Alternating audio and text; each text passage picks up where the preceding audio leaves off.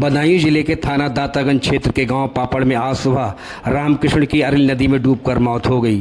परिजनों ने बताया कि रामकृष्ण धान की रोपाई करके घर आ रहे थे, पैर फिसल गया और वह अरिल नदी में गिर गया। इस समय नदी की गहराई अधिक है, जिस कारण उसकी डूबकर मौत हो गई। पुलिस ने मौके पर पहुंचकर शव को सील कर पोस्टमार्टम को भेजा है। दातागंज एसडीएम धर्मेंद्र सिंह ने किसान के परिजनों को आर्थिक सहायता दिलाने का भरोसा दिलाया है। मालूम हो कि दातागंज क्षेत्र में गंगा एक्सप्रेस वे का निर्माण कार्य किया जा रहा है।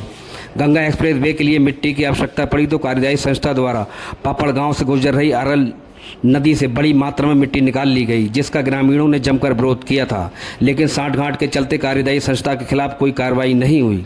पापड़ ग्रामवासियों ने अरिल नदी के आसपास खेत हैं, इन दिनों नदी लबालब पानी से भरी है। वहीं गंगा एक्सप्रेस वे को बनाने वाली कार्यदायी संस्था द्वारा निकाली गई मिट्टी की कारण नदी का फाट बढ़ गया है, जिससे हमेशा दुर्घटना का अंदेशा बना रहता है। आज इसी लापरवाही के चलते किसान रामकृष्ण की अरिल नदी में डूबकर मौत हो गई। नदी की गहराई का अंदाजा इसी बात से लगाया जा सकता है कि रामकृष्ण के शव को गोताखोरों द्वारा कई घंटों की कड़ी मेहनत के बाद निकाला जा सका। कार्यदायी संस्था द्वारा अधिक मिट्टी निकालने से नदी के किनारे गहरे गड्ढे हो गए हैं। फिलहाल नदी का फाट बढ़ने से अब दुर्घटनाएं सामने आने लगी हैं, जिसको लेकर पापड़ के ग्रामीण बेहद चिंतित हैं। Mohammad Naeem, Bachchan Times, king of news, Badaun.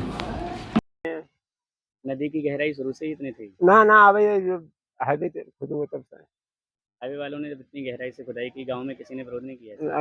विरोध किया, इन्होंने रुका ही नहीं कोई। कोई प्रशासनिक अधिकारी आया है यहाँ? अभी कोई नहीं आया। क्या नाम है आपका?